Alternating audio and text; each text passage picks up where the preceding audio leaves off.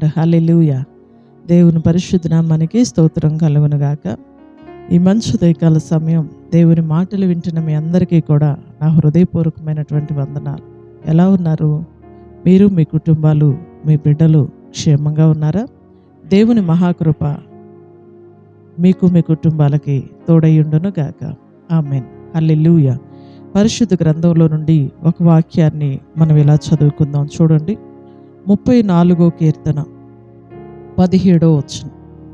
నీతిమంతులు మొరపెట్టగా యెహోవా ఆలకించును, వారి శ్రమలన్నిటిలో నుండి వారిని విడిపించును. హల్లెలూయా. పరిశుద్ధ గ్రంథాన్ని మనం ధ్యానం చేస్తే దేవుడు నీతిమంతుల మొర ఆలకిస్తాడు. వారి శ్రమలన్నిటిలో నుండి ఆయన వారిని విడిపిస్తాడు. ఈ 34వ కీర్తనని దావీదు గారు రాశారండి. ఆయన రాస్తూ మాట్లాడిన అమూల్యమైన మాట ఏంటంటే, దేవుడు నీతిమంతులు మొరపెడితే ఆలకిస్తాడు. నీతిమంతులు మొరపెట్టగా యెహోవా ఆలకించును. ఆలకించి ఆయన ఏం చేస్తారంటే వారి శ్రమలన్నిటిలో నుండి వారిని విడిపిస్తాడు. హల్లెలూయా. అందరూ మొరపెడితే దేవుడు వినడా? వినడండి, వినడు. పాపంలో ఉన్న వ్యక్తి ప్రార్థన చేస్తే పాపుల మనవి దేవుడు ఆలకించడు. బైబిల్లో ఉంది, పాపుల మనవి దేవుడు ఆలకించడు. అన్యాయస్తుల ప్రార్థన దేవుడు వినడండి. మోసగాళ్ళు చేసే ప్రార్థన దేవుడు వినడండి. అబద్ధికులు చేసే ప్రార్థన దేవుడు వినడండి. మరి ఎవరు ప్రార్థన ఆయన వింటాడు? నీతిమంతుల ప్రార్థన వింటాడు. నీతిగా బ్రతకాలి, యథార్థంగా బ్రతకాలి. మన మాట అవునంటే అవును, కాదంటే కాదు. అన్యాయం చేస్తూ ప్రార్థన చేస్తే దేవుడు వింటాడా? వినడండి. నీతిగా బ్రతకాలి, నీతితో ప్రార్థన చెయ్యాలి, జీవితం నీతిగా ఉండాలి.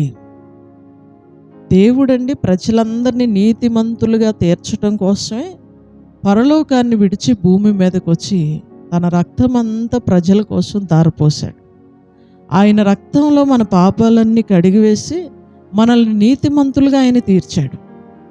ఒకసారి యేసు రక్తంలో కడగబడిన తర్వాత, యేసు ప్రభువును ఒకసారి అంగీకరించిన తర్వాత, నమ్మి బాప్తీసం పొందిన తర్వాత ఇక మనం అవినీతిమంతులుగా బ్రతకడానికి వీలు లేదు.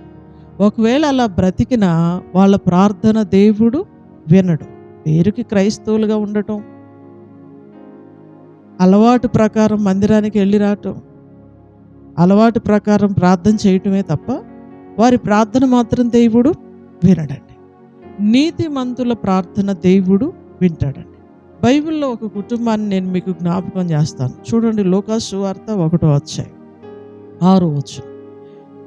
వీరిద్దరూ ప్రభు యొక్క సకలమైన ఆజ్ఞల చొప్పునను న్యాయ విధుల చొప్పునను నిరపరాధులుగా నడుచుకొనుచు దేవుని దృష్టికి నీతిమంతులై ఉండిరి. హల్లెలూయా.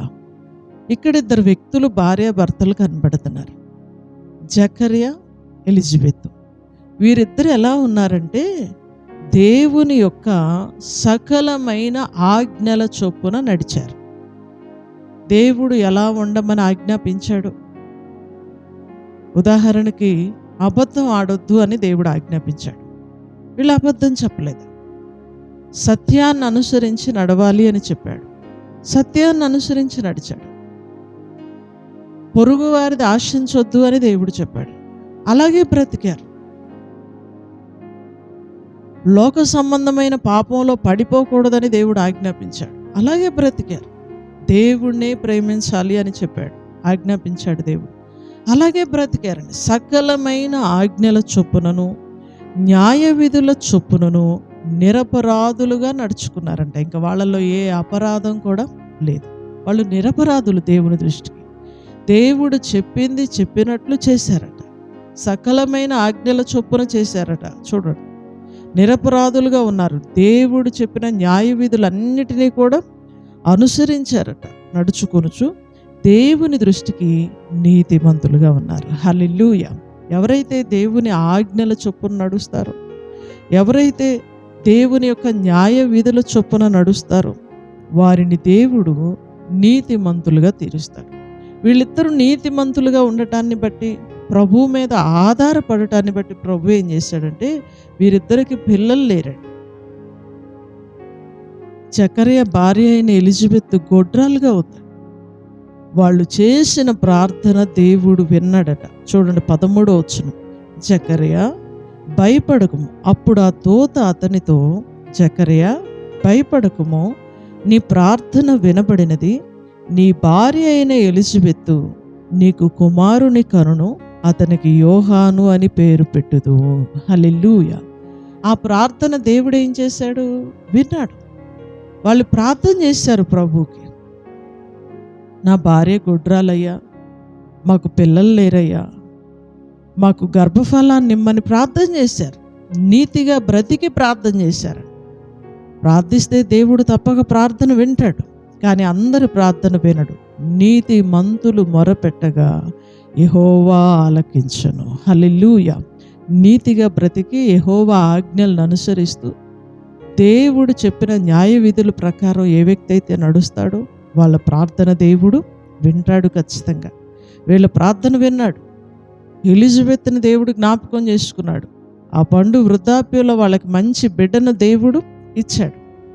ఆ బిడ్డ ఎలాంటి వ్యక్తి అయ్యా అంటే, స్త్రీలు కనిన వారిలో యోహాను లాంటి వాడు లేడు అని దేవుడే చెప్పాడు. దేవునికి స్తోత్రం చెల్లిద్దామండి.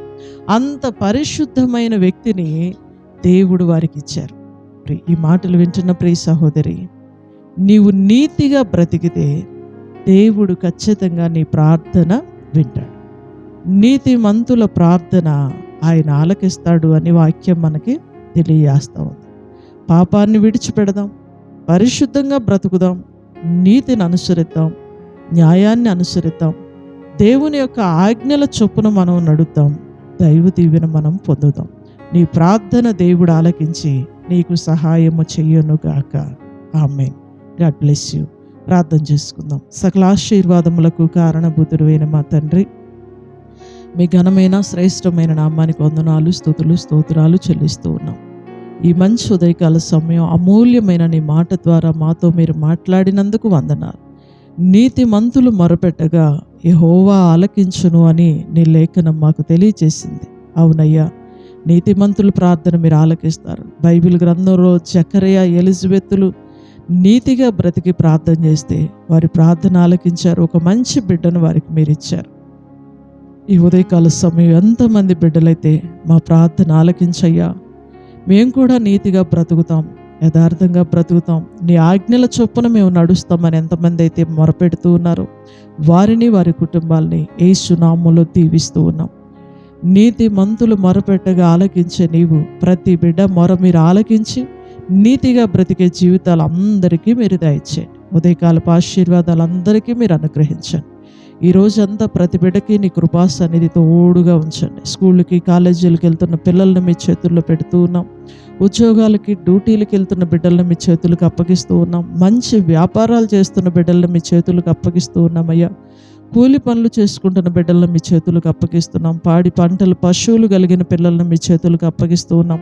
అందరి ప్రయాణాల్లో మీరు తోడుగా ఉండండి, రాకపోకల్లో మీరు తోడుగా ఉండండి. ఎవరికి ఏ కీడు అంటకుండా అందరినీ మీరు కాపాడి క్షేమం దయచేయండి. ఉదయకాలపు ఆశీర్వాదాలతో అందరినీ మీరు నింపండి.